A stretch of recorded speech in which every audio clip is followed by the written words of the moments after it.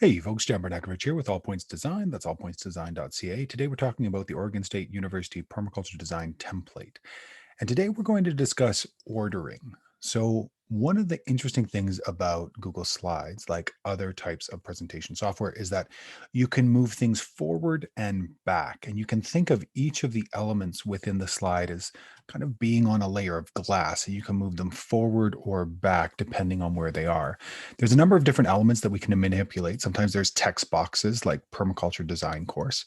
Sometimes there's just colored boxes like this slightly translucent box. Sometimes there's boxes that also have text within them.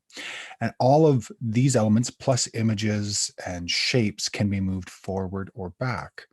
So what you do to move them forward or back is you click on the element that you want to move. And for this example, we'll take this big block and we're going to right click, and you'll see that we have a number of different options here, but we're looking at the order option, and we could bring to front, bring forward, send backwards, or send to back. If we bring it to front, what'll happen is it'll come right up to the front, and this is the element that ended up being clicked on. If we click on this one instead and right click off of this, order, bring to front, now that block that's semi-transparent is in the front. If we then click order, send to back, it'll go all the way back to where it was. But if we say send backwards, now we'll see sort of the order of where all these elements are.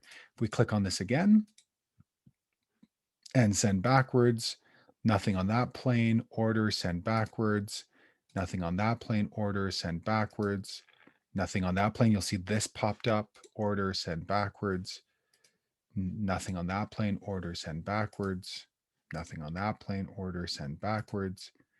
All the way, if we go to order, send to back, now these other elements come up. So basically, this is a way to move things forward or back if they're not necessarily in the plane that you want them to be in. And you can use this for all of the other examples. You'll use this quite a bit when you're making maps, also when you're working with your different zones and overlays. So your sector compass, you'll be using this element, microclimates, you'll be using this, and for pretty much all of the different design elements, you'll be using ordering to make sure that what you want to be showcased is accurately showcased. Thanks so much, and we'll see you in the next video.